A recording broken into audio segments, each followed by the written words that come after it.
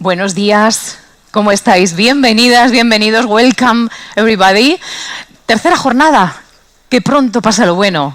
Han volado los 2 días anteriores y la verdad es que hemos aprovechado muchísimo. Yo creo que también vosotros y vosotras, que es lo deseable. Damos comienzo hoy a la tercera jornada de esta 7ª edición de los cursos europeos de verano que, como bien sabéis, impulsa Fundación Diario de Navarra y Equipo Europa. Durante los 2 primeros días intensos, fructíferos, muy inspiradores también y en algunos casos incluso sorprendentes, y bajo el lema Una Europa competitiva y social, hemos recorrido algunos de los temas que marcan a día de hoy la agenda europea, desde la presidencia de Dinamarca y las relaciones con el sur, mirando también a África y todo el tema de las migraciones que viene de la mano, hasta la conmemoración de los 40 años de la firma del Tratado de Adhesión de España a la Comunidad Europea. También hemos reflexionado y nos hemos detenido a hablar y a profundizar y, sobre todo, a entender muy bien cuáles son los retos de seguridad a los que nos enfrentamos los europeos, y hemos hablado y hemos comprendido cuáles son los vínculos, sobre todo, no solamente afectivos, no solamente políticos, sino también estratégicos, que nos vinculan con 2 países socios clave en la Unión Europea como Reino Unido y Letonia.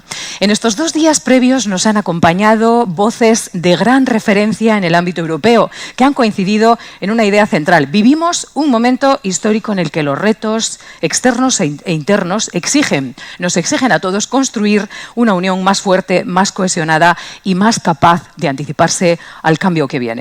Hoy la mirada estará centrada, como suele ocurrir en el tercer día de los cursos, en los retos económicos.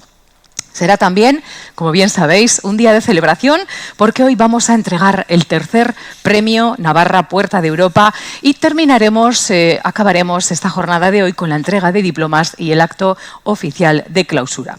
Antes de comenzar y de dar paso a la mesa primera a nuestros invitados, quiero expresar un día más un sincero agradecimiento a quienes hacen posible estos cursos europeos de verano, que cuentan con el apoyo de la Comisión Europea en España, con una gran implicación también en la organización de los cursos y con la colaboración del Parlamento Europeo. Además, los cursos cuentan con el respaldo del programa Hablamos de Europa de la Secretaría de Estado para la Unión Europea del Ministerio de Asuntos Exteriores, y tenemos la suerte de contar con el apoyo de la Fundación Konrad Adenauer Stiftung, además de entidades locales básicas, fundamentales, prioritarias y que son pilar junto a nosotros, a los organizadores, para que estos cursos salgan adelante desde la primera edición. Ahí está Caja Rural de Navarra, Ayuntamiento de Pamplona, Cámara Navarra de Comercio, Confederación Empresarial de Navarra y Deloitte. Gracias a todos ellos y al esfuerzo conjunto de la Fundación Diario de Navarra y Equipo Europa, hoy seguimos fortaleciendo este espacio de reflexión y de futuro compartido.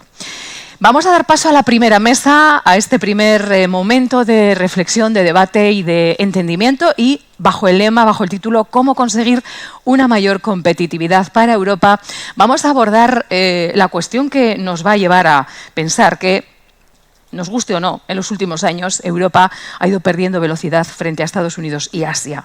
Según el informe de Mario Draghi, sin cambios profundos en la manera de regular nuestra economía, esta brecha no hará más que crecer. Mientras tanto, Estados Unidos, como bien sabéis, avanza con políticas que combinan desregulación, rebajas fiscales y un fuerte impulso comercial, tanto interno como externo, justo cuando tecnologías como la inteligencia artificial están transformando el mundo a gran velocidad. Con este panorama, y para que Europa no se quede atrás, será clave repensar su estrategia industrial, cuidar cuentas públicas y actualizar marcos regulatorios con una visión de futuro. En este contexto nos vamos a mover a continuación con Fernando Navarrete Rojas, eurodiputado del Partido Popular, Soledad Núñez Ramos, subgobernadora del Banco de España, Manuel Illueca Muñoz, presidente del Instituto de Crédito Oficial, y Manuel Piquer Martín Portugués, presidente de la Confederación Empresarial de Navarra, moderados por Pablo Zalba Videgain, comisario de los cursos europeos de verano. Un fuerte aplauso para ellos. Pablo, cuando quieras.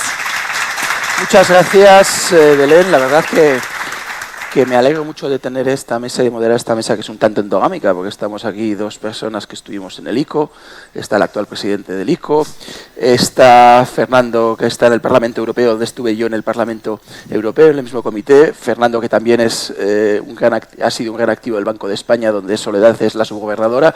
Por eso que yo creo que es la mesa más endogámica que ha habido en los cursos en las 7 ediciones pruebas. O sea que todos entre amigos, y espero que tengamos una charla También, obviamente, nos acompaña el presidente de la CEN, Manuel Piquer, que creo que dará una visión mucho más práctica de cuál es la realidad económica en la que nos enfrentamos Navarra, España y Europa. Ya ha anticipado Belén algunas de las cuestiones que precisamente iban a ser la primera pregunta, que es esa falta de dinamismo de la economía europea, sobre todo en comparación con la de Estados Unidos. Y precisamente una de las preguntas del primer día fue a colación de por qué la economía americana y la economía europea no había crecido tanto como la economía americana en los últimos años. Y llegamos a la conclusión en esa mesa que en parte era por los diferentes costes energéticos entre Europa y Estados Unidos, y también, y es donde me quiero centrar, en la ausencia de los niveles de innovación que la economía americana tiene en comparación con la europea. Y a colación de por qué no vamos tanto en Europa frente a Estados Unidos, pues llegamos también a la conclusión de que la ausencia de un mercado de capitales, de un mercado único de capitales en la Unión Europea es una de las razones. Tenemos ya distintas iniciativas encima de la mesa, como es la Saving and Investment Union, que viene a ser la Capital Market Union 2.0 y que esperemos que después de casi 10 años sin prácticamente avances, esta vez el revulsivo que ha supuesto la elección de Donald Trump como presidente de Estados Unidos sea el definitivo para impulsar esa ya denominada Saving and Investment Union. Pero luego tenemos otras iniciativas más intergubernamentales como la Finance Europe, para intentar impulsar la inversión, que es una de las cuestiones que yo creo que lastran la economía española y la europea. Y mi primera pregunta es eso, desde la perspectiva de la financiación, ¿las propuestas que hay encima de la mesa son suficientes, son insuficientes? Empezamos, si os parece, por Fernando Navarrete. Sí que os agradecería concreción en la respuesta para que haya tiempo para que luego los jóvenes de Equipo Europa también puedan hacer alguna pregunta. Por lo tanto, ¿dónde estamos, Fernando? Desde la perspectiva desde el Parlamento Europeo, que muchas de estas iniciativas, Finance Europe, ¿no? Pero desde luego la Saving Union juega un papel clave como colegislador, y precisamente la Comisión de Economía, donde eres miembro, pues es la que va a jugar un papel más relevante al respecto. ¿Qué tal? Pues muy buenos días. Muchas gracias en primer lugar por la invitación. Es la primera vez que vengo a estos cursos. Bueno, la concreción no es precisamente uno de mis fuertes, pero haciendo gala de que trabajo en el Parlamento del minuto, ¿no? Porque las intervenciones son de un minuto, vamos a intentarlo. No, yo diría que no, hace falta, o sea, son pasos importantes, son cosas necesarias, pero yo creo que claramente no suficientes para alcanzar el reto, ¿no? Que es transformar la gran masa de ahorro que hay en Europa, que por cierto no tiene Estados Unidos, en inversiones. O sea, Estados Unidos tiene las inversiones y no tiene el ahorro, nosotros tenemos el ahorro y no tenemos las inversiones. Esto Trump lo interpreta como desequilibrio de la cuenta corriente y que se resuelve vía aranceles, lo cual es un análisis completamente locoide. Nosotros lo interpretamos es el mismo fenómeno, nosotros lo interpretamos en otro sentido, y yo creo que no estamos dando toda la respuesta adecuada. Parte sí, yo creo que la Savings and Investment Union es de nuevo una muestra de la voluntad de hacer lo necesario, pero yo creo que se queda corto. ¿Por qué? Porque básicamente hay que preguntarnos, si tenemos el ahorro, pero no tenemos las inversiones, ¿qué es lo que está fallando? ¿No? Entonces, al final, y yo creo que claramente es el dinamismo del mercado de equity, ¿no? de invertir realmente en empresas, de invertir realmente en innovación. Porque al final, para invertir, para tener innovación, lo que necesitas es capital que pueda absorber potenciales pérdidas. Todos sabemos que la verdadera innovación, no sé, 8 de cada 10 o 9 de cada 10 veces sale mal. ¿Por qué? Porque es innovador. Es algo que nadie ha probado, por tanto estás testando la frontera, y en la frontera no sabes lo que hay, más allá de la frontera. Entonces tienes que tener eso, que si ganas, ganas mucho, pero y si pierdes, lo puedes perder todo. Bueno, esa cultura no existe con carácter general en Europa, sí en algunos países europeos. Por lo tanto, tenemos una situación fragmentada. Se da la circunstancia, y no quiero establecer una causalidad directa, pero yo creo que la correlación es muy fuerte y nos debe llevar a pensar que en qué países sí está funcionando bien el mercado de inversión en equity de empresas y de innovación. Bueno, pues mercado que funciona lo tienes digo de Europa, lo tienes en Suecia, razonablemente, lo tienes en Holanda, razonablemente, quizás en menor medida un poquito en Alemania. ¿Qué comparten estos países? comparten una necesidad de la ciudadanía en general de tener que afrontar su vejez, el ahorro previsional, tienen que invertirlo de una forma rentable. ¿Por qué? Porque el sistema público de pensiones que existe en nuestros países, hoy estamos hablando de Suecia, un país nórdico, estado del bienestar, pero no son tan generosos como lo tenemos en los países del sur de Europa. Sus sistemas de pensiones son el sistema público, el pilar 1, son sistemas que para los estándares de lo que estamos acostumbrados en España, bueno, lo consideraremos inaceptables.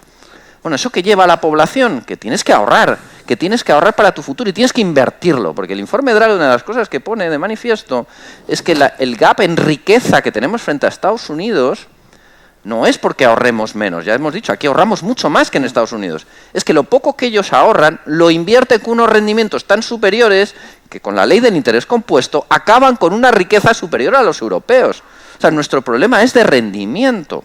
Entonces yo creo que hay una correlación que tenemos que abordar y no se puede abordar a nivel europeo porque son políticas domésticas de reformas de los sistemas de pensiones que incentiven a la ciudadanía a ahorrar, sí, y a invertir en riesgo. Y eso a su vez alimentará el equity de las empresas que les permitirá ser más innovadoras y por tanto mover la frontera tecnológica, digamos, de las economías europeas. Esta parte que para mí es esencial, es el nudo gordiano del asunto, pues no se puede abordar de la Savings and Investment Union. ¿Por qué? Porque son competencia nacional.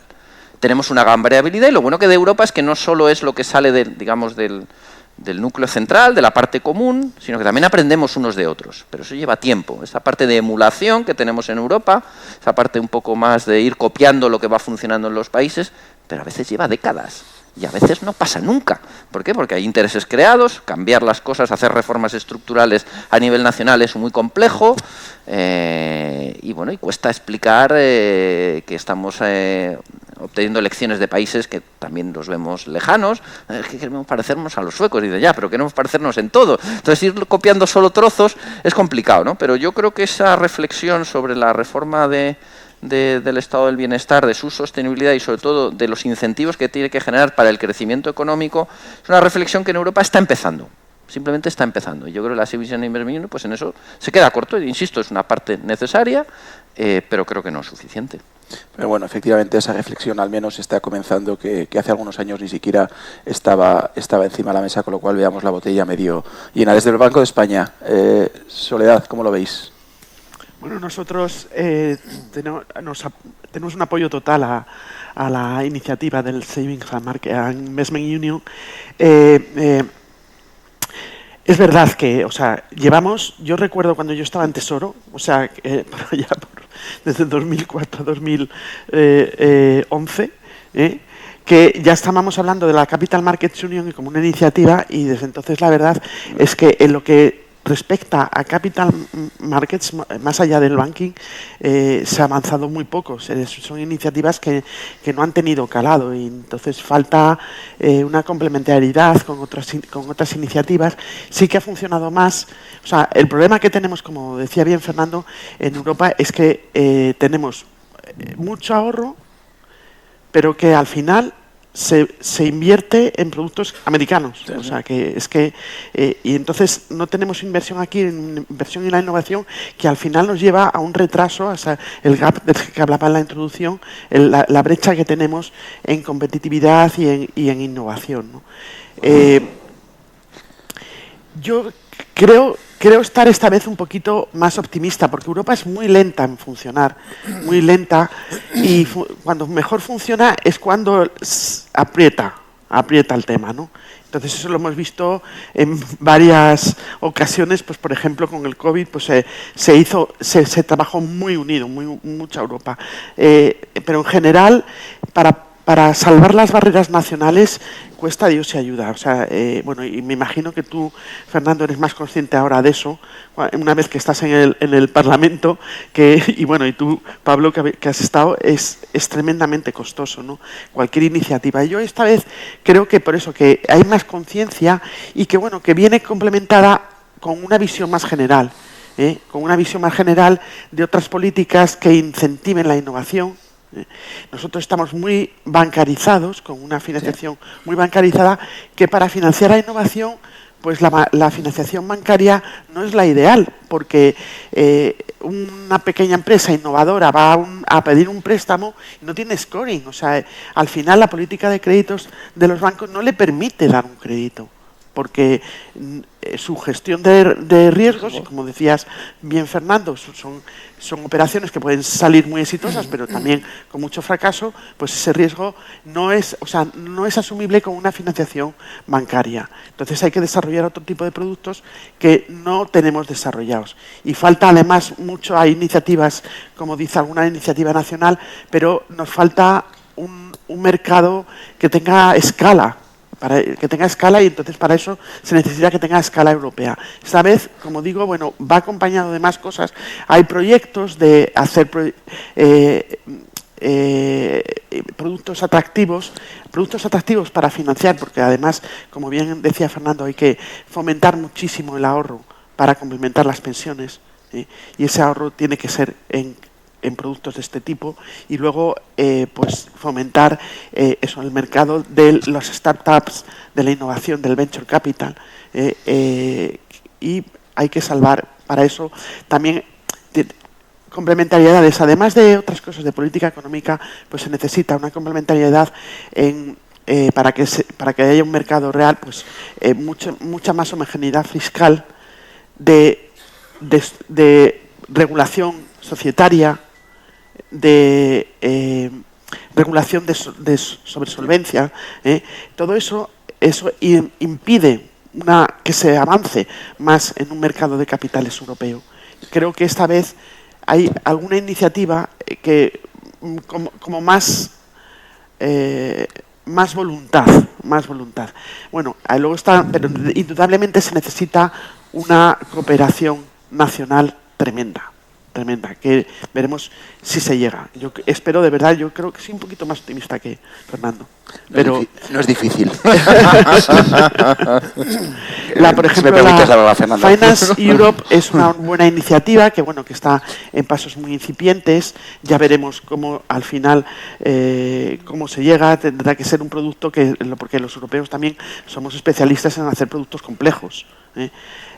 Por ejemplo, titulizaciones, pues es indudable que hace falta fomentar también para esto, para la Saving and Investment Union, hace falta fomentar las titulizaciones. Tenemos un proyecto de las titulizaciones que la verdad que hay muchísimas cosas que dicen, bueno, pues este proyecto va a ser, nueva regulación, va a simplificar. Estamos en el y yo lo que me he leído, hay unas cosas que es la verdad que todo menos simple. Y es la titulización simple, estamos hablando de la titulización simple. Y luego, también otra complementariedad importante va a ser esa iniciativa que hay ahora, que es la de simplificación regulatoria, que también nos resta competitividad a nuestros mercados de capitales. Yo creo que hay una voluntad firme y por lo que yo conozco, por lo que me rodea, la verdad es que está todo el mundo trabajando bastante en eso. Es verdad que cuando discuten las iniciativas, pues entonces empiezan a salir las diferencias. Pero tanto en el BCE, por ejemplo, como en el propio Banco de España, estamos trabajando enormemente en lo de la simplificación regulatoria, haciendo grupos de trabajo transversales que proponga iniciativas a nivel europeo, pues indudablemente de la Comisión y tal, se está trabajando mucho, y a nivel de la Autoridad Bancaria Europea también. O sea, tenemos puestos todas las pilas, y yo creo que llegaremos a algo. Ahí creo que hay una voluntad firme en llegar, y se llegará. Pero a los europeos siempre nos cuesta. Pero yo estoy de acuerdo en ese matiz, que yo creo que ha cambiado el contexto, que como bien has dicho, las crisis son la oportunidad perfecta que tiene la Unión Europea para avanzar. Yo creo que una de las mayores crisis que nos afrontamos en los últimos años, como hemos oído a lo largo de estas tercera jornada hoy, es precisamente la elección de Donald Trump, que nos va a obligar a reaccionar, y en ese sentido estoy de acuerdo. Hablabas de que la economía europea está excesivamente bancarizada, y es precisamente una de las razones que explica por qué no hay innovación, y porque habida cuenta de que las empresas más innovadoras son las startups, que normalmente, pues como bien decías, no pueden ser financiadas por una entidad financiera, sino que normalmente son financiadas por fondos de capital privado, por business angels, por venture capital, y eso es precisamente lo que una de las grandes iniciativas del ICO, y yo creo que que a lo largo de los últimos años ha sido uno de los ejes a través de los cuales el ICO ha contribuido de una manera firme a impulsar el mercado del capital privado en España, precisamente para intentar de mitigar todos estos retos que estamos hablando. Con lo cual, Fernando ya hablaba de equity y eso es lo que hace el ICO y lo que me consta que sigue haciendo y quiere seguir haciendo más el ICO. Así que, Manuel, si nos puedes anticipar todo lo que estáis haciendo al respecto en este campo. Pues muy bien. Bueno, yo antes que nada quisiera agradecer la invitación de los organizadores. Para mí, desde luego, siempre es un placer venir a Pamplona, así que muchas gracias, es una ciudad que sinceramente adoro, ¿no? A ver, claro, nosotros en ICO nos corresponde no tanto reflexionar como actuar, ¿no? Y poner, digamos, herramientas encima de la mesa que permitan paliar problemas, ¿no? Y esta iniciativa respecto del capital riesgo es una de las iniciativas de las que a mí personalmente me gusta hablar.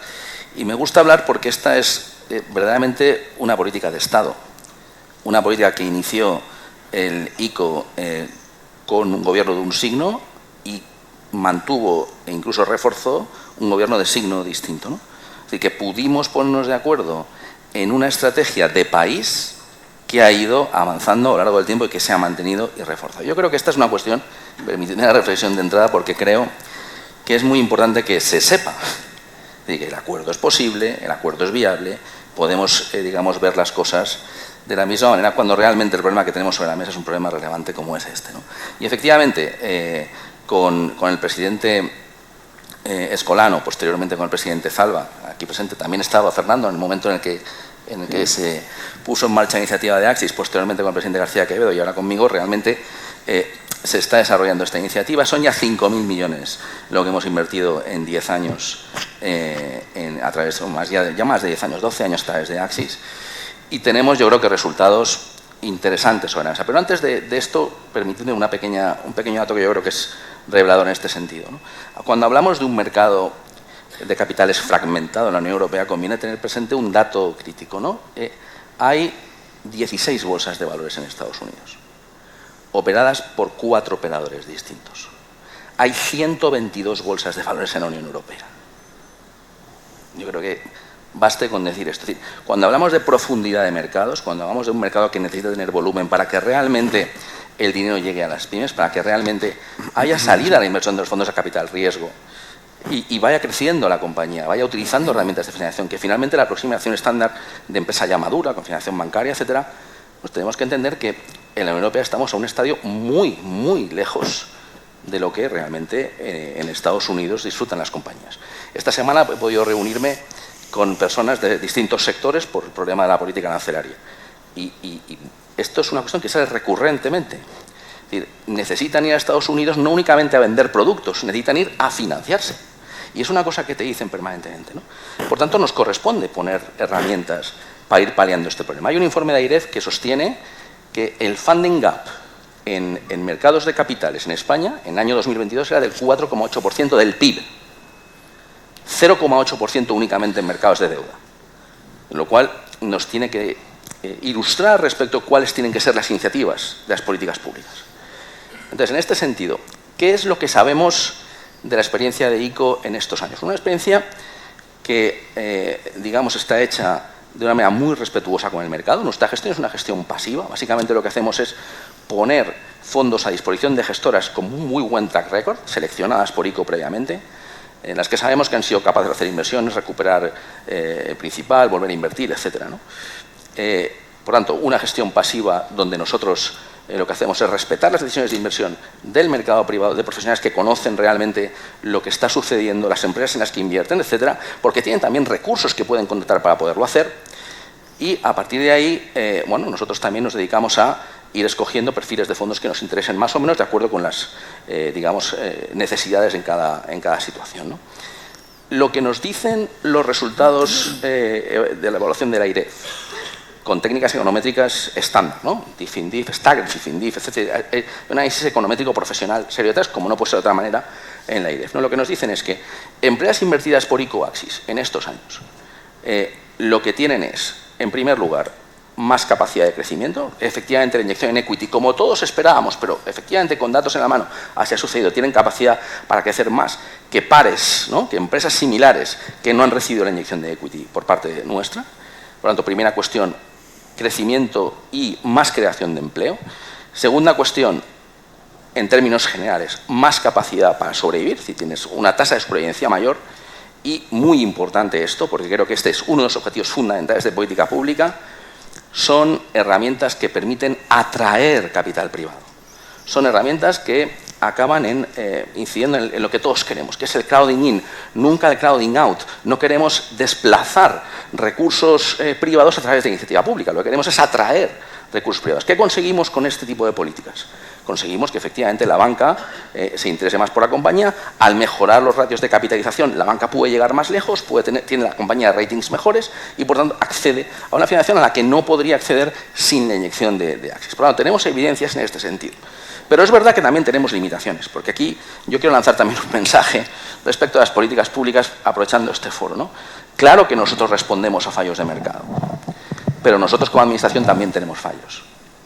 Y por tanto, nosotros también tenemos que mitigar esos fallos. Y no se trata únicamente de mitigar fallos de mercado en el sector privado, se trata de actuar razonablemente para que no nos pasen estas cosas. ¿Y qué es lo que vemos nosotros en este sentido? Pues primero, en España tenemos un enfoque, digamos, multiventana. Son muchos las distintas instituciones que hacen capital riesgo en nuestro país, muchas instituciones. Esto puede tener ciertas ventajas. Por ejemplo, es razonable que CDTI haga capital riesgo si al final CDTI tiene especialistas valorando la innovación. Pero quizá tenga menos sentido que CDTI se encargue de inversiones donde al final el componente financiero es fundamental. Para eso es para lo que tiene que estar ICO. Por tanto, una cuestión fundamental que tenemos todos, en las que tenemos que avanzar, y me consta que distintos gobiernos han intentado esto, ¿no? Es, de alguna manera, manteniendo este sistema multiventana, tener todos una mayor coordinación a la hora de manejar un pipeline y de dar la sensación y trasladar el mensaje al cliente que lo que vamos a hacer es acompañarles hacia un estado de madurez financiera. Esto es, para mí, fundamental. Y luego tenemos una segunda cuestión que para mí es crítica, que es que estas herramientas de capital riesgo públicas deben tener un sentido fundamental, y es favorecer también la integración europea. Estamos nosotros, esto es una cuestión que se hizo este año pasado, invirtiendo en la iniciativa en Tech Champions Initiative, una iniciativa donde el Reino de España ha comprometido 1.000 millones de euros para un fondo grande a nivel europeo, que supera el tradicional enfoque de fondos locales. O sea, yo vengo de un instituto regional, en concreto en Valencia, y allí tuve el honor de decir que no a un fondo regional valenciano que me proponían, ¿no? Porque, al final, ¿de qué se trata? Se trata de fomentar esta integración europea con herramientas públicas que tengan una visión paneuropea, de trasladar a nuestras compañías que las mejores prácticas están en Europa y que, por tanto, ellos han de competir con empresas europeas por captar también los fondos nacionales. Y desde el punto de vista del contribuyente es fundamental trasladar que no nos da igual que las cosas salgan bien o mal, y que, por tanto, los fondos en los que el contribuyente invierte son fondos plenamente diversificados que tienen presencia en distintos países y que, por tanto, tienen más oportunidades de ser rentables y digamos, defendemos de mejor manera, digamos, el patrimonio público, ¿no? Por tanto, hemos de dar ese paso. Hemos dado ya el paso el año pasado con Tech Champions Initiative, y lo que aspiramos es en los próximos meses a ir reforzando la visión internacional de Axis, atrayendo a sus consejos a expertos de países extranjeros, de mercados capitales desarrollados, se ha comentado el caso de Suecia, etcétera, y queremos realmente darle una visión más internacional a la gestión de Axis para señalar claramente que esta es una herramienta pública nuestra, de nuestro gobierno, pero que además intenta atraer capitales, intenta favorecer la integración europea. Creo que de verdad que es un punto importante. Además de esto, tenemos otras iniciativas que son relevantes en el ámbito de la promoción de los mercados no bancarios. Estamos invirtiendo, yo creo que cantidades importantes en el MARF. El desarrollo de MARF, buena parte sobra de ICO. Llevamos a ritmos de 1.500 millones de inversión en compra de bonos y pagares en MARF a lo largo del tiempo. Este año, por ejemplo, estamos ya en 1.000 millones a estas alturas del año. Por lo tanto, seguimos creciendo en ese sentido. Y luego, por último, hay un tercer punto que yo creo que también es muy importante, que es incidir en compartir información. Es importante que la pyme española salga a Europa con unos ratings que sean homologables con los de otras entidades. Yo cuando le comento esto al grupo de bancos en los que ICO forma parte, tenemos un grupo de Big Five con KfW, con Caisse de Depot, con los italianos de Depositi e Prestiti y con el banco polaco. Y cuando comentamos esto con los alemanes, el tema es, no, pues vamos a ver, si ya hay agencias de rating, ¿no? ¿Por qué tenemos que tener un rating compartido? Pues lo tenemos que tener porque las pymes no tienen acceso a un digamos, rating. Uy, No sé si... Esto es que ya me avisan de que tengo que ir parando, ¿no? Pues Yo no, el rollo por No, tanto... no, sí que sí. Por tanto es este, ¿no? Es decir, que ratings tienen que ser ratings compartidos y en ese sentido hay una iniciativa en marcha también para intentar tener una calificación común que al menos sea compartida por los bancos públicos europeos, ¿no? Y en eso estamos, creo que son iniciativas importantes y nosotros al final en lo que vamos a estar es en poner nuestro granito de arena para precisamente fomentar la integración de los mercados de capitales en Europa. Muchas gracias, Manuel. Vamos a Manuel, presidente de la CEN. Hemos hablado de financiación. Habló la subgobernadora de desregulación, agenda, me parece, simplificación regulatoria desde el ámbito de los mercados de capitales, pero también la Unión Europea está haciendo un esfuerzo ingente en intentar reducir también las cargas regulatorias desde el punto de vista de reporting. ¿Es suficiente? ¿Cómo lo ve la empresa? ¿Qué más hay que hacer? Eres el último, has escuchado todo lo que hemos dicho aquí. Al final, quien invierte y quien crea empleo son las empresas. Así que ahora yo creo que vamos a escucharte atento. Bueno, lo primero, gracias, Pablo, por la invitación a estos cursos. Es mi segundo año y es un verdadero placer.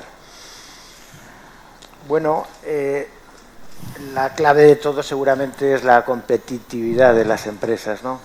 Y en mi opinión, esa competitividad no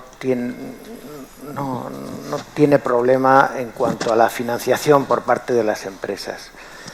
Yo lo que conozco en un ámbito mucho más reducido a los ponentes anteriores, veo que bancariamente en esta comunidad no hay problemas. Es decir, una empresa que presente un proyecto atractivo no va a tener ningún problema para que cualquier entidad bancaria apueste por ella. Yo creo que hay capital y que eso fructificará con mayor o con menor éxito. Desde Europa veo que se están apostando por otras fórmulas. Hay, como decís, un ahorro muy importante, hay unos fondos muy importantes y se trata de dar salida a esos fondos a través de unas inversiones pues bueno, en proyectos empresariales. Seguramente también exigirán que sean atractivos, que tengan futuro y que puedan arrojar beneficios, ¿no? Se trata de mover ese dinero en proyectos empresariales pues que, como digo, pues puedan favorecer la recuperación y los proyectos de inversión de estas empresas. Creo que los problemas de competitividad en las empresas no son tanto en este sentido, porque hay entidades bancarias, y me consta que están ávidas por dar créditos, como digo, a proyectos interesantes, sino que tenemos otros problemas mucho más serios. Tenemos, para alcanzar esa competitividad, unos problemas multifactoriales, ¿no? Ya los apuntas, Pablo. Tenemos una excesiva carga burocrática, muy excesiva. Tenemos normas prolijas, ya lo dice el informe Draghi. Tenemos menos seguridad jurídica de la que nos gustaría. Tenemos problemas de flexibilidad laboral muy serios. Tenemos problemas últimamente también incipientes en materia de reclutamiento de personas. Yo creo que por ahí, y me salgo seguramente un poco del tema, voy a mi tema, pero yo creo que ahí están las claves de la competitividad de las empresas. Como digo, no tanto, evidentemente también hay que presentar proyectos atractivos, pero yo creo que por ahí van un poco los problemas de competitividad de las empresas europeas, nacionales y navarras. Si además ya pensamos en las pequeñas y medianas empresas, el problema se agranda notablemente. Hoy sobrevivir en una pequeña empresa es muy complicado, por todo lo que digo, por esa carga burocrática, por esa normativa que no hay quien la pueda entender, por esos problemas laborales, de flexibilidad, de seguridad. Es así. Yo sí puedo, ahora lo explicaré, pero si me lo vas a preguntar, como me has dicho que seamos breves, pues me detengo un poquito en estas cuestiones. Yo creo que por ahí van los problemas respecto a la competitividad de las empresas navarras, tanto las grandes como las pequeñas. Si vienen las pequeñas, los problemas son mucho más grandes, por todo lo que digo. Hay un problema también de armonización fiscal muy importante. en mi opinión, aunque me riña alguien de carga impositiva, se paga impuestos por todo, ya se paga por todo, hasta por aparcar, por circular, por respirar, pagamos por todo. Y progresar en una pequeña empresa hoy que se constituya es francamente complicado. Si además hay sectores como comercio y demás, pues lo vemos en las calles de nuestras ciudades, lo tienen muy complicado. Si me dejas, luego desarrollaré un poquito estos temas, pero básicamente, y resumiendo y por ser breve, no creo que haya un problema tanto en las empresas navarras de financiación, en este momento a través de entidades bancarias, si se establecen otras fórmulas, pues con capitales privados de ahorro, pues entiendo que habrá que presentar esos proyectos atractivos, pero sí que tenemos que atender esa competitividad en otros frentes que, como digo, son muy importantes en este momento. Muchas gracias, Manuel. Espero que aquí nuestros policymakers tomen nota de todo lo que has dicho, que creo que estoy bastante de acuerdo.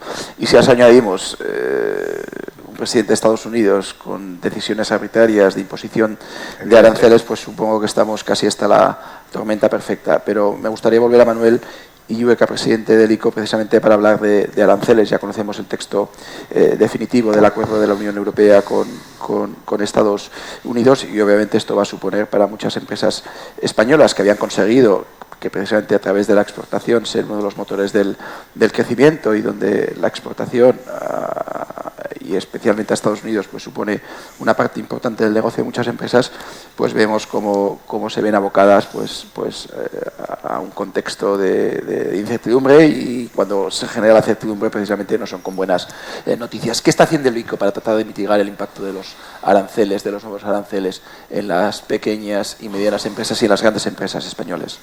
Bueno, yo quiero empezar diciendo que a lo largo de esta semana... Y ahora sí que os pido ya más brevedad todavía, si no, así tenemos tiempo para el bull. Esta semana nos hemos estado reuniendo con distintos sectores, ¿no? Entonces es curioso, cuando hablas sobre este tema, sale una cuestión enseguida sobre la mesa, que es atención al tema de los aranceles, porque ya no es tanto que yo exporte mucho a Estados Unidos, no es tanto que yo tenga una dependencia con Estados Unidos, como que ahora resulta que competidores míos que iban a Estados Unidos y que no van a poder ir, van a, digamos, inundar el mercado europeo, van a competir conmigo, van a tirar precios a la baja y vamos a tener problemas, ¿no? Lo que están pidiendo las empresas fundamentalmente es un programa una salvaguardia a nivel europeo para protegerse en línea de lo que está haciendo en Estados Unidos por vista de lo que puede suceder, digamos, con su competencia. Esto es el mensaje general, y al final el temor es más que los aranceles a la reacción de China y los competidores, digamos, asiáticos en nuestros mercados. Es una primera idea importante que... Pero bueno, respecto de lo que hacemos nosotros. A ver, nosotros lo que hemos puesto sobre la mesa es un esquema de avales en la misma línea de lo que hicimos con la guerra de Ucrania, anteriormente con COVID, ¿no? Y la idea es fundamentalmente apostar por dos ejes de respuesta. Es posible que las empresas tengan problemas de liquidez, en algunos casos baja la demanda por los aranceles, por tanto algunos costes fijos, pues tener unas necesidades de liquidez que alguien tiene que financiar de alguna manera. El Estado está apoyando a la banca en ese sentido para que las empresas obtengan financiación. Y por otro lado, yo creo que lo más importante, apoyamos proyectos de reconversión con estos avales, ¿no? La idea es que al final ICO toma una participación en los sindicatos que se organicen para favorecer a empresas que necesitan reconvertir su actividad por buscar nuevos mercados, etc. Y nosotros aportamos un aval relevante que de alguna manera haga que la banca tenga incentivos a entrar y ayudar, digamos, a las compañías. Hasta el momento, como ha habido todavía más incertidumbres que realidades, todavía el aval es, digamos, su uso es incipiente, aunque ya hemos hecho alguna operación relevante, ¿no? Pero bueno, ahora que vemos que efectivamente la cuestión es seria y que efectivamente bueno, el acuerdo desde luego es un acuerdo negativo para todos, ¿para qué lo vamos a negar, ¿no? Yo creo que es posible que desde luego esquema avales coja más vuelo, ¿sí? Gracias, Manuel. Seguimos hablando de competitividad, productividad. Fernando, normalmente hay una correlación entre competitividad, productividad y reformas estructurales, y muchas veces miramos únicamente a la solución a Bruselas. Bruselas ha presentado la iniciativa Competitive Compass. ¿Es suficiente? ¿Qué tenemos que hacer, además de lo que hemos estado hablando aquí de financiación, de innovación, para que, como decía Manuel, nuestras empresas sean más competitivas y mucho más en un entorno que, como decía el presidente del ICO, pues ahora no solo nos enfrentamos a unos aranceles, sino nos enfrentamos a una invasión de productos que van a tener dificultad de acceder al mercado americano y que van a venir a la Unión Europea, habida cuenta que la agenda comercial europea pues es una de las más ambiciosas de todo el mundo. Entonces, todavía el reto, si cabe, es mayor, cómo conseguir esta vez de verdad, y no solo desde Europa, que nuestra economía y nuestras empresas sean más competitivas. Y te agradecería también concreción dentro de lo complejo de la pregunta. No, pero yo creo que en la formulación de la pregunta está el núcleo del mensaje. Es decir, no todos son las políticas europeas. Las políticas europeas son necesarias, pero las políticas nacionales, de hecho, en términos presupuestarios, son 60 veces más importantes. O sea, quiero decir que el núcleo de los elementos de competitividad son nacionales, y por eso hace tan difícil. Y eso también hace el resultado de que la diversidad de resultados entre los distintos países sea tan grande. Claro, es que si cogemos una perspectiva, digamos, del largo plazo, yo creo que 30 años, más que medio plazo, es largo plazo. Claro, tienes países que lo han hecho muy bien en estos 30 años, pero tienes países que en el conjunto de estos 30 años nos ha ido muy mal. Y todos están dentro de la Unión Europea, lo cual no es la Unión Europea ese factor común que determina los resultados. Gran parte de las diferencias en los resultados lo tienes que ver en las cuestiones idiosincráticas de cada país. Entonces, con perdón, nos ha ido muy mal. Nos ha ido muy mal a nosotros, y no solo a nosotros. Tienes países como Italia, que incluso llevaba más. Eso, si no coges 30 años, coges 50. En el caso de Italia, pues también tienes estancamiento. Entonces, esta situación de estancamiento que lo estamos viviendo, y sobre todo lo están viviendo nuestros jóvenes, porque las oportunidades de acceso laboral se comparan con generaciones anteriores y no se ve el progreso. Y es que si vas a los números macro, es que no hay progreso. O sea, es que la percepción es que es real. O sea, no es una cuestión que te pase solo a ti. En conjunto, luego hay excepciones, lo que tenemos es que llevamos 30 años realmente que no convergemos con Europa. Esto es un fracaso colectivo. Hombre, ser optimista en estas circunstancias es que se me hace duro, pero es que primero hay que contar la verdad, porque si no tenemos un diagnóstico realista, claro, no vamos a poner las soluciones. Entonces, bueno, Europa tenemos que hacer muchas cosas, sin ninguna duda. Ahora, que con ese marco imperfecto europeo hay países que lo han hecho muy bien, también es verdad. Bueno, entonces la conclusión, ¿cuál tiene que ser? Hombre, que quizás tenemos que aplicarnos mejor a nivel nacional. Ya digo, no solo España, en esto hay otra serie de países. En lo económico, que tenemos que hacer deberes, ¿no? La parte laboral, con perdón, pues ahí no hay competencia europea que valga. Ahí tenemos regímenes laborales de lo más variado en Europa, con resultados diferentes. Bueno, pues tomemos nota, emulemos, intentemos copiar en la medida de lo posible. En tema de sostenibilidad de pensiones, lo mismo. Es decir, que que por cierto, eso es parte de la brecha fiscal. Claro, al final es no solo los impuestos, sino también cotizaciones sociales. Claro, todo esto va en un paquete que tenemos que repensar en España. Y si no lo repensamos de forma profunda, ¿qué obtendremos? Con perdón, los mismos resultados. O sea, esto no es magia, ¿eh? Y permitirme simplemente una nota de optimismo. Fíjate, yo creo que en el tema de los aranceles, en eso yo sí soy más optimista. ¿Por qué? Porque el acuerdo que ha conseguido Europa, y es verdad el riesgo, el único riesgo cierto que veo es el tema de qué va a pasar con la sobrecapacidad china y hacia dónde se va a dirigir. Que hay una opción, pero esto es teoría, o sea, hay una opción positiva globalmente, y es que se corrige el desequilibrio chino de sobrecapacidad. Eso es, digamos, el escenario optimista y que todos desearíamos. El segundo es que se recanaliza y acaba aquí en Europa y nos acaba generando algún tipo de problema, ¿vale? Y no está claro cuál va a ser el resultado. Pero por la parte de los exportadores, y en esto coincido, yo soy incluso más optimista, no va a haber ningún problema. ¿Por qué? Porque Estados Unidos está en pleno empleo. Por lo tanto, no hay posibilidad. Claro, un arancel al final lo que es un impuesto a la producción externa frente a la doméstica, que básicamente lo paga el consumidor doméstico, en este caso el americano. Claro, como lo estás haciendo no por sectores, sino que son aranceles generalizados, claro, tu única posibilidad de sustituir los productos, es decir, si el arancel que le pones a Europa no es más alto que le pones a otros países, no lo van a sustituir por producción de otros países. Y yo creo que el acuerdo que ha alcanzado Europa, en términos comparativos, hombre, mejor hubiese sido ningún tipo de arancel, pero como esto es un tema de precio relativo, no estamos peor que ninguno, no estamos peor que el Reino Unido. Es más, tampoco el Reino Unido tiene capacidad de abastecer al mercado americano, con lo cual, de las grandes áreas, el acuerdo que ha obtenido Europa no es peor que el que ha obtenido Japón, con lo cual no estamos peor en términos relativos. Dices, bueno, pues se sustituirá por producción doméstica. Digo, ¿y de dónde lo van a sacar? porque claro, están en pleno empleo en Estados Unidos, entonces no hay más recursos. Y limitando la migración. Y limitando la migración, claro, porque la otra salida es, no, hombre, lo que van a coger es una ola migratoria, no, porque tienes fronteras cerradas. Con lo cual, el resultado es imposible. La política de aranceles de Trump, yo creo honestamente que a los exportadores europeos no les va a afectar. Luego está la cosa del mercado doméstico, para la gente que vende en el mercado doméstico, por el efecto indirecto de la producción china. Sinceramente, es irrelevante. ¿Por qué? Porque el problema de los Estados Unidos, que yo no entiendo cómo lo han leído tan mal, es el problema del ahorro y la inversión. Ese equilibrio ahorro-inversión es el que está generando el desequilibrio por la cuenta corriente, y ellos lo están viendo por la parte comercial, y sinceramente no es la forma de atacar el problema. Con lo cual, no todo está perdido. Ahora sí, tenemos que tenerlo claro. El marco europeo funciona porque les funciona a algunos, no es perfecto, hay que seguir mejorándolo. Lo que pasa es que a nosotros en España, en estos últimos años, nos ha ido comparativamente mal. Bueno, pues pongamos soluciones a nivel doméstico. El impulso reformista se ha parado.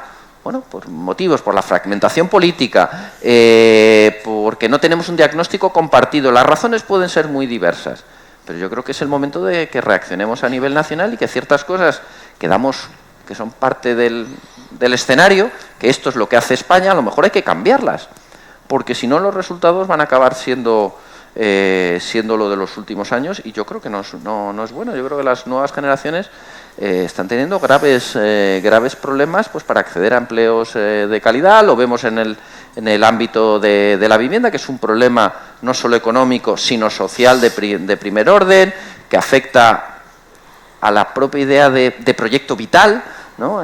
Son cosas muy esenciales que están empezando, el motor empieza a griparse. Entonces yo creo que es el momento de replantearse ciertas cosas muy fundamentales, y que es muy complicado políticamente hacerlo. ¿Por qué? Porque también la población envejece a un ritmo muy acelerado. Desde las sociedades occidentales, que envejece más rápido.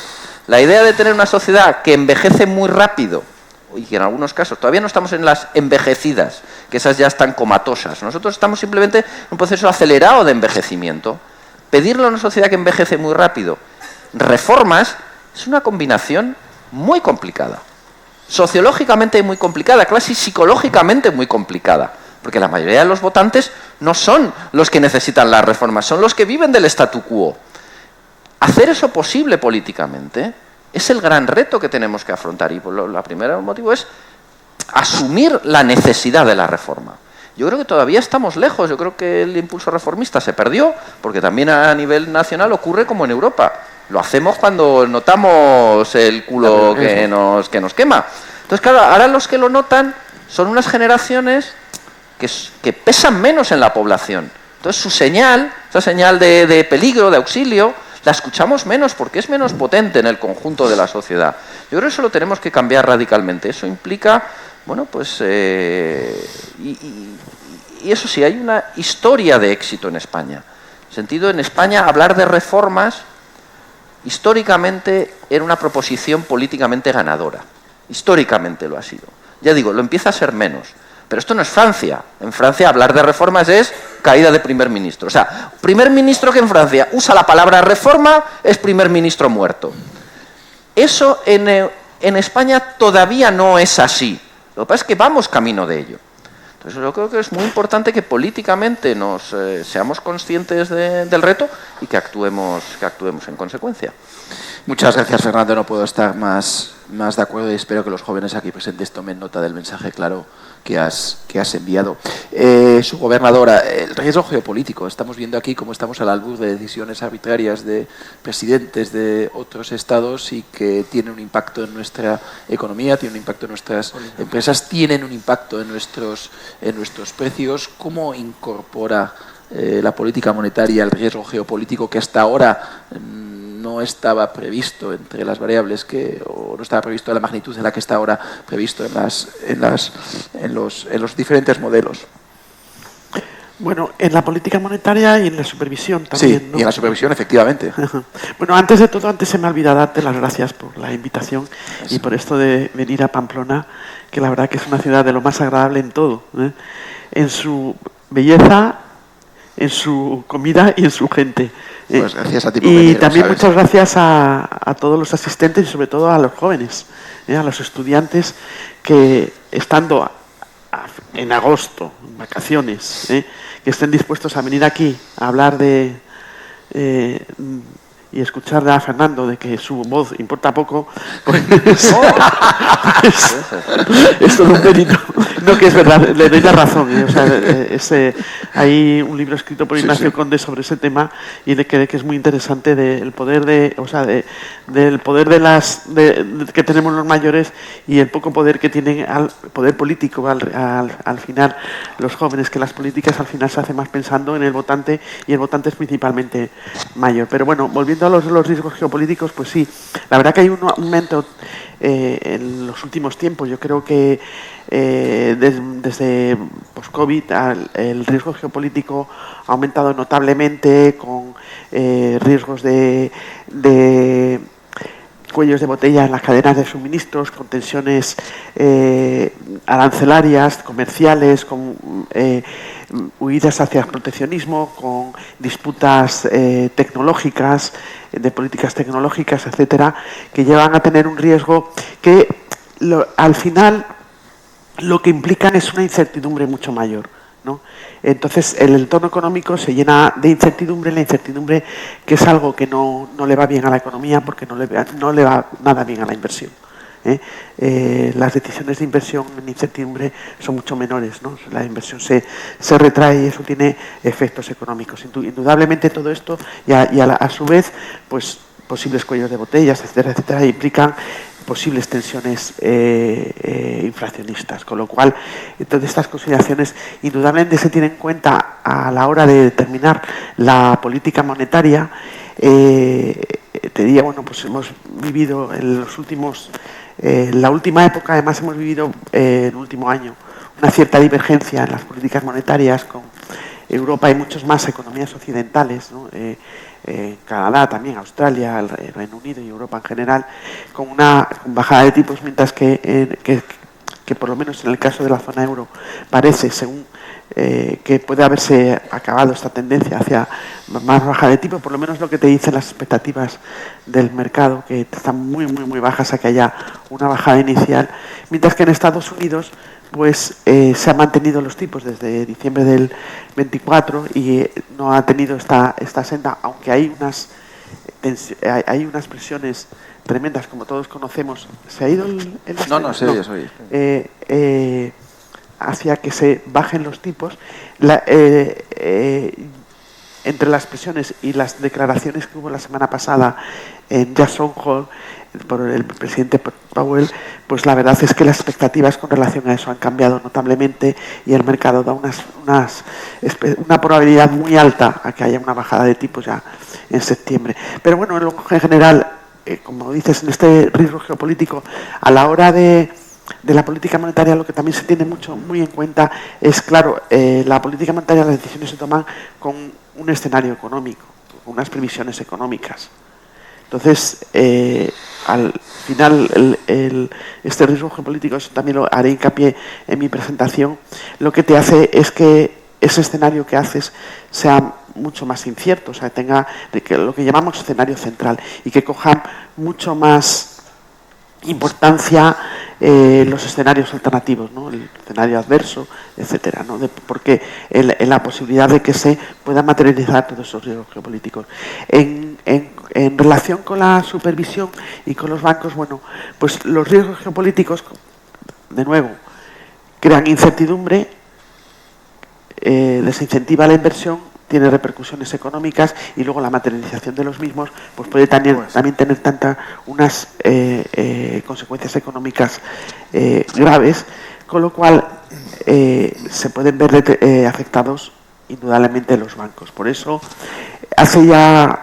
llevamos ya una temporada en la que los riesgos geopolíticos se tienen muy en cuenta a la hora de la supervisión y de hecho forma parte de las expectativas de supervisión, tienen un peso importante, tanto a nivel del sistema de supervisión único como a nivel nacional, por parte del Banco de España en la supervisión de las entidades no significativas, desde que aquí tenemos algún representante. Aquí lo que se trata es que, bueno, este riesgo geopolítico repercute sobre los riesgos naturales que que tiene una entidad bancaria. Pues pueden ser los riesgos de crédito, porque se puede deteriorar la calidad de los activos que tienen los bancos, el riesgo de mercado, por lo mismo, porque los riesgos geopolíticos pueden dar lugar a tensiones financieras importantes, tensiones en los mercados financieros, con lo cual repercutir sobre el riesgo de mercado que afrontan los bancos. Y luego también, muy importante, el riesgo operativo, ¿no? Porque, por ejemplo, estas disputas tecnológicas te llevan a que pueda haber, estos cuellos de botella, pueda haber materialización de riesgos operativos importantes, muy importantes. Entonces, los bancos, lo que se trata cuando pones en las estrategias de supervisión, pones como las expectativas de supervisión, tener en cuenta el riesgo geopolítico. Lo que queremos decir es que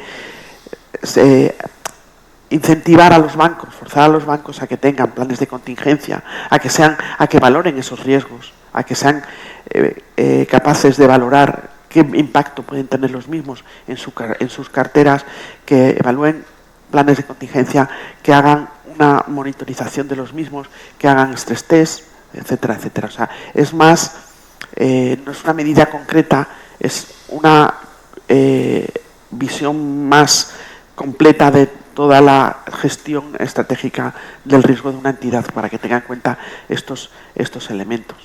En paralelo también, por ejemplo, como pasa lo mismo con los riesgos climáticos, ¿no?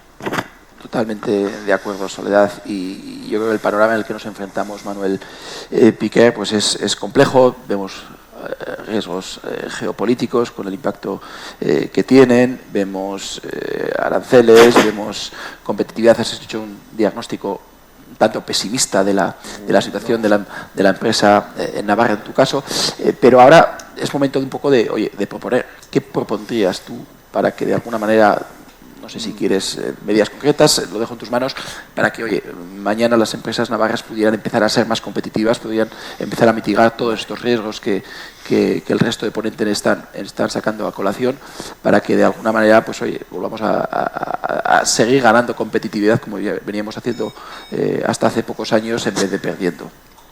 Muy bien. Y voy a empezar con una pregunta, ya que hay estudiantes, para que vean cuáles son los problemas de esa competitividad en el día a día, ¿no?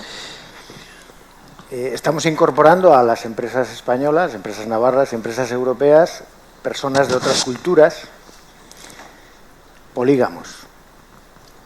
Y se me plantea recientemente en el despacho una pregunta. Una persona de Argelia está casado con 3 señoras y tiene un hijo cada año con una de ellas. Sí, es cierto. Y claro, sabéis que acaban de incrementar la incapacidad por nacimiento de hijo a las 19 semanas. Con 2 mujeres y 2 hijos al año prácticamente no trabajas. Más lactancias y más otras circunstancias. Eso es competitividad. ¿Qué se puede hacer? Tenemos que resolver estas cuestiones, porque nosotros hemos hecho unas normas pensando en europeos, casado con una persona, aunque cambies de persona, y con un hijo como mucho al año, no con 2 hijos, porque es que prácticamente en 2 años esa persona no va a trabajar, ¿no? Pero son problemas que se plantean todos los días. Desde luego tenemos que facilitar la normativa, de una manera, pero ponernos las pilas ya, ¿eh? Es decir, hoy crear una empresa es un verdadero problema. Si además eres pequeño y no tienes recursos, no se me ocurre cómo hacerlo, de verdad, es un verdadero problema. Hay una carga burocrática brutal. Hoy abrir un negocio, licencias, permisos, derechos, 6 meses, deberían ser 6 días. Utilicemos figuras que tenemos en nuestro derecho, la declaración responsable, utilicemos, la confianza en los profesionales que hacen los proyectos para que eso salga adelante. Tenemos un problema de competitividad no con Estados Unidos ni China. Tenemos un problema de competitividad incluso en España. ¿Por qué? Porque tenemos distintos impuestos. Muchos tenemos distintos impuestos. Tenemos que armonizarlos. Ya no digo con Polonia, que también. Tenemos una carga fiscal importante, pero debería ser equilibrada para todos los europeos. Las cargas sociales que se han comentado por aquí, en España somos los segundos más caros en las cuotas patronales de toda Europa. Tenemos que armonizarlas. Seguridad jurídica, Europa aquí tiene mucho que decir, porque ciertamente la normativa europea es para todos y tenemos que tener unas normas, unas reglas de juego iguales. Tenemos un problema muy serio con el absentismo, pero muy serio, ¿eh? Muy serio como el ejemplo primero que acabo de poner, con unos índices altísimos. Tenemos que encontrar fórmulas, y lo digo de forma positiva, perdón, que no se me interprete malamente, es un poco miserable porque ves miserias, ya lo digo siempre, pero es así, es el día a día de las empresas, de las pequeñas empresas. Y ahora últimamente incluso estamos teniendo muchos problemas con el reclutamiento de las personas. No hay nadie para trabajar. Tenemos un problema muy serio, ya no en profesiones cualificadas, sino en profesiones básicas. Estamos teniendo muchos problemas para encontrar gente para trabajar. Si además eres una pequeña empresa con menos de 50, que es un número FETEM aquí en España, por todo lo que exige tener más de 50 empleados, pues bueno, yo vengo diciendo, tenemos que buscar fórmulas legales para la pequeña empresa, para que se progrese desde la pequeña empresa. Ese tejido que crea la pequeña empresa es fundamental, y más en un país como el nuestro. Igual tenemos que pensar en hacer un estatuto de los trabajadores para empresas de menos de 50 empleados. Es decir, estas son medidas que vamos a tener que tomar si queremos tener, como tiene Navarra, y eso es un gran honor, pues un peso en la industria notable.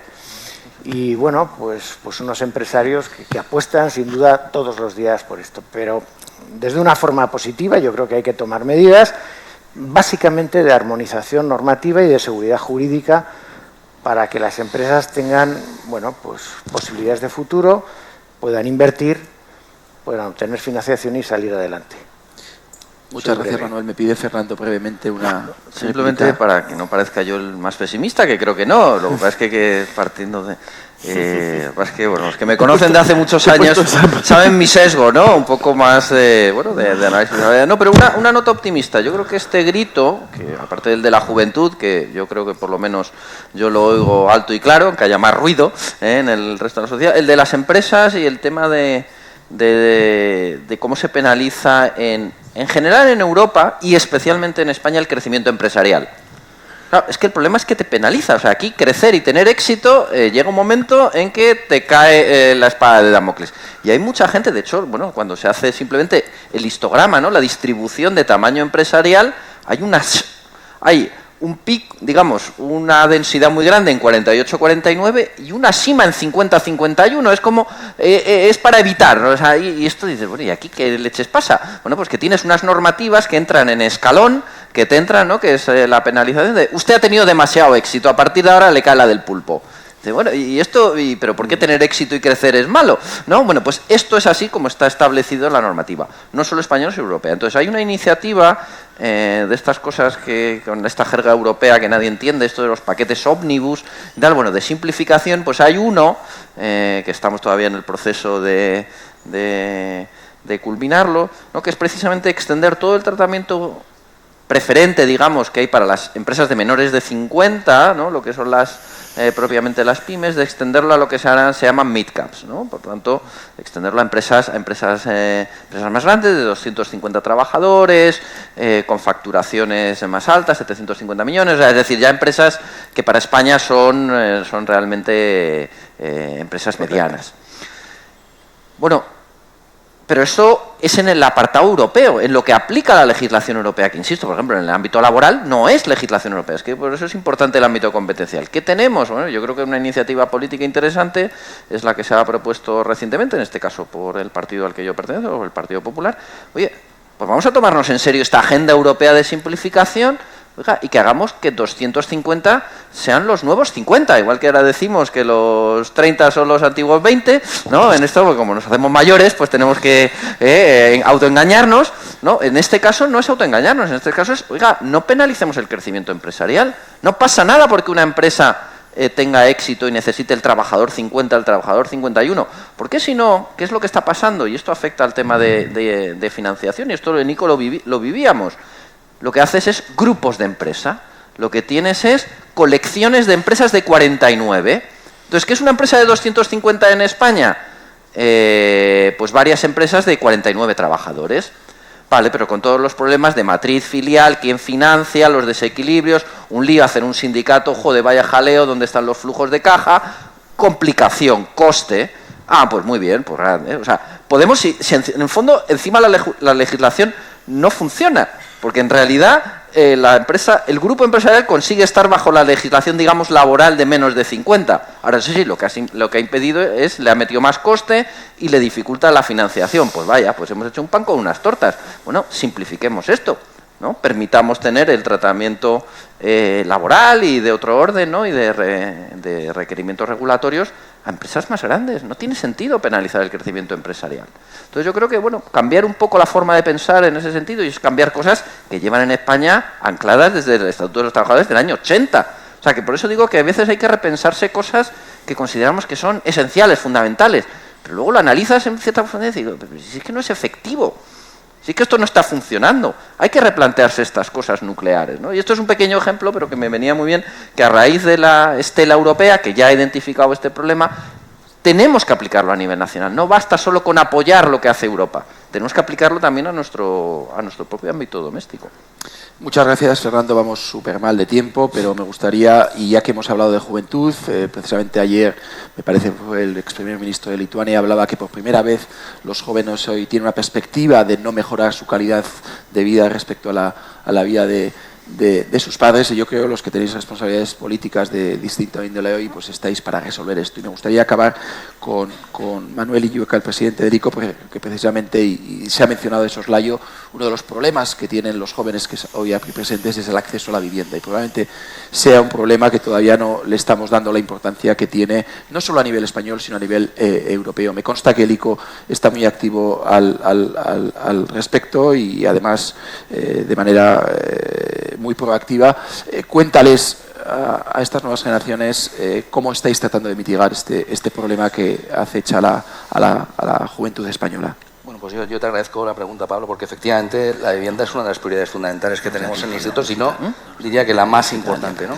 Tenemos básicamente tres iniciativas. Empiezo por iniciativas de demanda y posteriormente iría las más relevantes, en mi opinión, que son las iniciativas de oferta, ¿no? Desde el punto de vista de la demanda, lo que tenemos es un aval para la adquisición de primera vivienda para jóvenes, que ha tenido, yo creo que muy buena acogida. Son ya más de 7.000 operaciones a fecha de hoy esta mañana, ¿no? Que lo he visto antes de venir. 7.095 operaciones, son ya casi 1.000 millones de financiación la que hemos podido de alguna manera movilizar gracias a este esquema de avales. Ha sido un esquema de avales criticado, ¿no? La idea que se sugiere desde una perspectiva, digamos, de equilibrio parcial es, bueno, si usted avala la vivienda, avala a los jóvenes para que adquieran la primera vivienda, va a haber más demanda encarece los precios, puesto que la oferta es una oferta fija, por tanto, con más precio, al final, quien se va a beneficiar de ese aval va a ser el promotor y no va a ser el joven, ¿no? Esta es un poco la visión, digamos, típica, estándar, de crítica a este tipo de iniciativas. En fin, en mi opinión, creo que aquí lo que interesa es adoptar no tanto una visión de equilibrio parcial, sino una visión de equilibrio general. Este país tiene un problema con el alquiler. Básicamente es ahí donde está el gran crecimiento del precio del alquiler en los últimos años, mucho más que el de la vivienda en propiedad. Estamos ya, en términos reales, en precios de alquiler superiores a precios de pico de la burbuja, no así en el precio de vivienda, que estamos más o menos igual en este momento. Por lo tanto, tenemos un problema con el alquiler. Si este tipo de iniciativas permiten ir drenando demanda del mercado de alquiler hacia demanda del mercado de vivienda en propiedad, vamos a tener un poquito de relajación en los precios de la vivienda en alquiler, que creo que al país le van a venir muy bien, porque, entre otras cosas, dentro de estas políticas reformistas, lo que claramente el país necesita es fomentar la movilidad de las personas, especialmente en etapas de la vida en las que hay que estar moviéndose, buscando nuevas experiencias, viajando por el mundo, teniendo experiencias laborales aquí y allá, y necesitas una vivienda que efectivamente te permita esto, por no hablar de las personas que están estudiando en la universidad. Y este es un tema que he hablado yo personalmente con los rectores. Necesitáis una oferta de vivienda para los estudiantes, para vuestra propia competitividad, para atraer talento otros países de Europa, ¿no? En ese sentido yo creo que es muy importante este tipo de esquemas y creo que están funcionando bien, se está haciendo a nivel del ICO, también los gobiernos regionales, insisto, de distinto signo, está en esta cosa. Yo creo que al final está siendo un apoyo, yo creo que es relevante. Lo que permiten estos avales es que el préstamo, que el banco puede llegar a financiar hasta el 100% del valor de la vivienda, porque el 20% que habitualmente le piden al cliente pues lo aporta el Estado en forma de un aval, ¿no? Ahí yo creo que esto está siendo bastante bienvenido y bastante utilizado. Pero digamos que yo querría centrarme en los temas de oferta, ¿no? Cómo estamos de alguna manera planteando estimular la oferta de la vivienda en alquiler, que es donde yo creo que realmente tenemos el problema. Baste un dato, yo creo que es fundamental. Es decir, prácticamente en este país, vivienda construida para alquilar, básicamente esta es una industria inexistente. Ya vemos, claro. Aquí la vivienda se construye para el consumidor final y punto. ¿Por qué? Pues porque tenemos un mercado que está muy bien constituido, que tenemos un instrumento financiero, la hipoteca, que funciona fenomenal, que tenemos todo un track record histórico estupendo, unos derechos de propiedad debidamente protegidos y, por tanto, ahí el país ha evolucionado claramente hacia la vivienda en propiedad. Por una cuestión financiera más que cultural, porque donde tenemos un fallo de mercado fundamental en finanzas es en el alquiler. Claro, en la vivienda en propiedad la financiación a largo plazo recae en quien adquiere la vivienda. ¿Dónde recae la financiación a largo plazo en una promoción de viviendas en alquiler? Pues al final en la promotora, en la empresa que realmente está haciendo estas viviendas. ¿Cómo se consigue una financiación en este país a 40, 50 años para financiar vivienda en alquiler? Pues este es el fallo de mercado clásico que tenemos que afrontar. ¿Cómo lo afronta ICO este fallo de mercado? Pues lo hace básicamente de dos maneras. La primera es aportando equity. Entonces nos hemos ido a la Unión Europea, somos simplemente partner del programa InvestEU y hemos conseguido una garantía para un programa de equity que inyectamos en gestoras que van a estar promoviendo proyectos de alquiler social. Alquiler social definido en sentido amplio, es decir, alquiler, digamos, asequible, ¿no? Entonces lo que hacemos nosotros, ponemos el 50% de equity y la Comisión Europea nos asegura el 50% sobre ese 50%, por tanto al final con €1 del contribuyente tenemos capacidad de constituir equity, digamos, yo creo importante, nosotros siempre vamos a quedarnos en minoría, vamos a dejar con mucho al 49%. Por tanto al final constituimos con un programa de 500 millones que tenemos en marcha, somos capaces de constituir 1.000 millones, digamos, en vehículos de equity. Permitimos lógicamente que estos vehículos se apalanquen, con un ratio de apalancamiento 80-20, pues al final podemos llegar a digamos, unos vehículos de 5.000 millones de inversión directa en este tipo de promociones, ¿no? Esto está teniendo mucho éxito, las promotoras han venido, básicamente hemos tenido sobredemanda, hemos ido a la Unión Europea nos ha aumentado el presupuesto porque han visto la iniciativa muy atractiva. Y la banca también lo ve bien porque, lógicamente, ellos, de alguna manera, siempre van a estar mirando los ratios de solvencia, los ratios de endeudamiento de la compañía para poder entrar. Porque ahí tenemos un problema. Por lo tanto, abordado el tema de equity de esta manera, que yo creo que es una manera bastante razonable y que nos está funcionando muy bien, el segundo tema es cómo conseguimos financiación de largo plazo que acompañe estas iniciativas de equity. Claro, ¿cómo lo está afrontando la banca? Para la banca estos son proyectos de project finance. Son proyectos donde ellos financian como mucho a 10 años, hacen lo que llamamos técnicamente un mini PERM, por tanto ellos financian a 10 años y esperan que posteriormente alguien entre y refinancie, ¿no?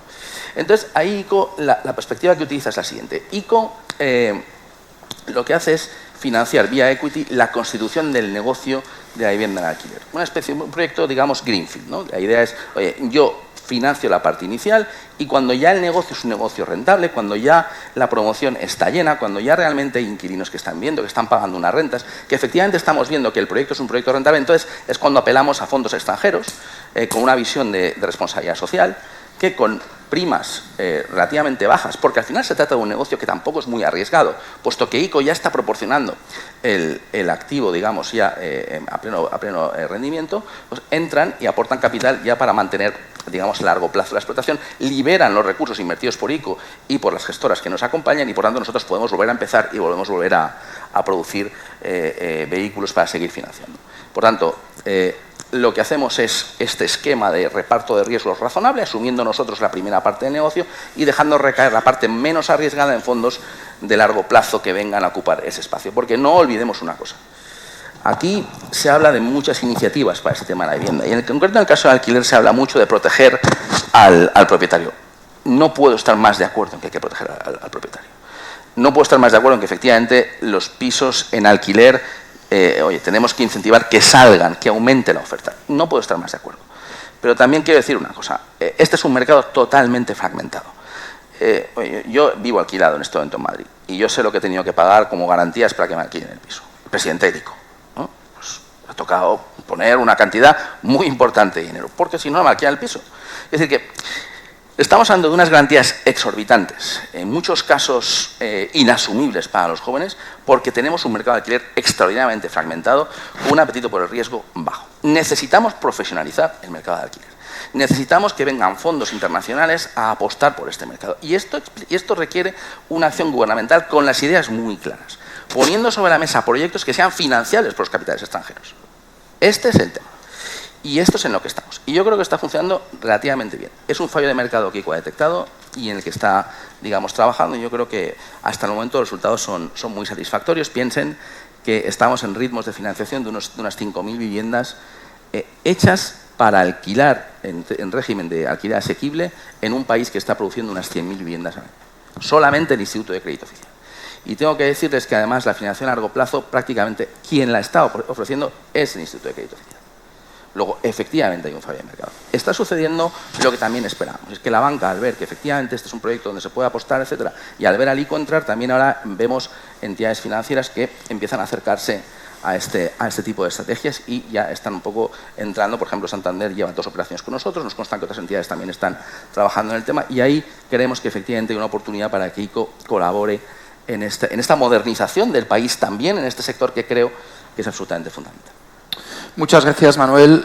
Lamento enormemente que no va a haber tiempo para preguntas, pero yo creo que ha quedado claramente los mensajes y sobre todo para vosotros los jóvenes. Pasamos a las conclusiones con Miguel García Ulate, que además yo creo que son más relevantes que nunca, habida cuenta de que se ha mencionado a la banca en numerosas ocasiones, con lo cual yo creo que estamos todos también deseándote escuchar. Muy bien, pues muchas gracias a todos los asistentes, a los miembros de la mesa, que la verdad que ha sido espectacular. Lo digo sinceramente porque decías antes, Pablo, que ha sido endogámica. Bueno, endogámica no lo sé, pero desde luego tener en una mesa nada menos que a un consultor de primer nivel, a un miembro del legislador europeo, en el caso de Soledad, el supervisor, en el caso de Manuel Illoca, pues el sector público y por supuesto Manuel Piqué, el sector privado, pues yo creo que no faltaba nadie, quizás la banca privada, ¿no?, como puede ser Caja Rural, pero por lo que voy a comentar ahora, si me permitís, para hacer el resumen voy a utilizar un símil contable, ¿no? Quizás puede servir, igual no, pero lo voy a intentar. En una empresa, cuando veis un balance, tenemos el activo, ¿no?, a la izquierda, para entendernos, y en el pasivo tenemos los acreedores, ¿no?, la deuda, y luego tenemos el equity, que es lo que sobra, lo que resta, no sobra, lo que equilibra el balance, ¿no? Yo creo que con lo que yo me quedo de aquí es lo siguiente, que la deuda no es el problema. Eso es una cosa que lo ha dicho Manuel Piqué y yo creo que lo compartimos muchos, ¿no? No es un problema, entre otras cosas, porque el supervisor ha hecho las cosas bien, porque ha habido entidades que hemos hecho humildemente las cosas bien y porque esa oferta de crédito está disponible para la economía real. Yo creo que eso es una realidad que yo me alegro de que se constate, ¿eh? Creo que la deuda no es el problema. Hay problemas en el equity y hay problemas en la oferta de equity porque realmente ¿verdad?, que falta suficiente inversor con cultura y con apetito para el riesgo. Yo creo que es otra conclusión clara de la mesa. Hay soluciones que se han mencionado aquí con la promoción de distintas figuras, pero yo quiero traer también a colación que tampoco creo que sea cierto del todo, a base de los datos que nosotros manejamos, que haya falta de capacidad de inversión en equity, ¿no? Yo creo que recordar que los fondos de inversión, los planes de pensiones en Europa, creo que tienen un total de 30 trillones de euros de capital y una parte de ello se puede invertir en equity, ¿no? Con lo cual yo creo que, por supuesto, sin decir nada en contra del private equity o otras medidas, creo que hay ahorro minorista suficiente para ello, ¿no? Pero es verdad que lo que falta quizás es la cultura de largo plazo y esa cultura de la inversión. Y el tercer bloque del balance que yo comentaba es el activo, ¿no? Yo siempre suelo decir que la palabra activo viene de actividad. Por lo tanto, lo principal de una empresa no está en el pasivo.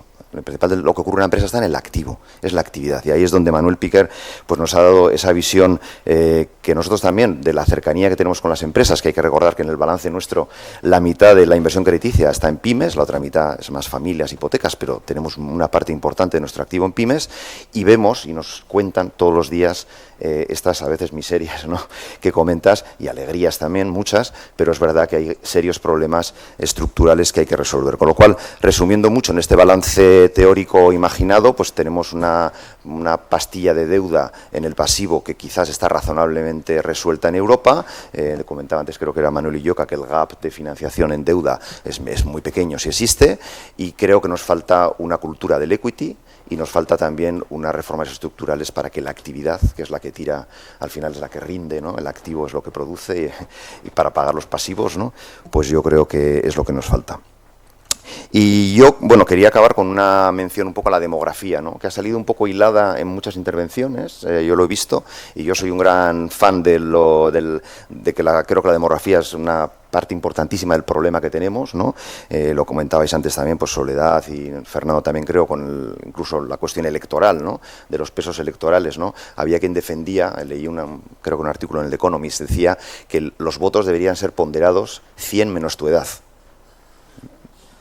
Y tenía un punto la cosa, ¿no?, porque se juega más skin in the game, tienes más piel en el juego cuanto más joven eres, ¿no? Entonces, bueno, evidentemente es una propuesta que no va a salir nunca adelante. Pero bueno, quiero decir que de alguna manera sí que es cierto que tenemos un problema demográfico, una situación, vamos a llamarlo así, demográfica, que creo que puede explicar muchas de las cosas que habéis dicho en el panel, para mí, ¿no?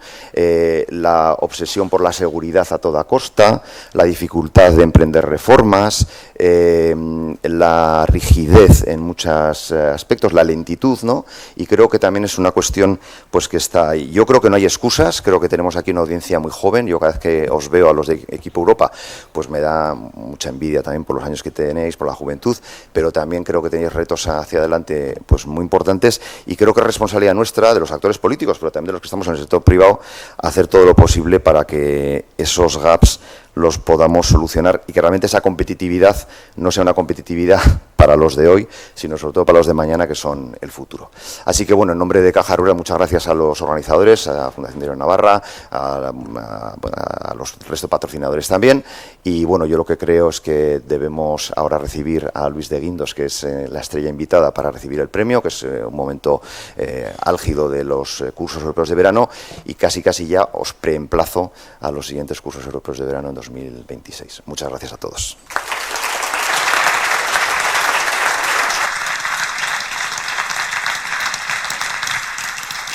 Gracias, Miguel García de Eulate, Martín Moro, siempre poniéndole la guinda a esta mesa magnífica de economía. Voy a pedirles a los cuatro también con un fuerte aplauso, por favor, que bajen.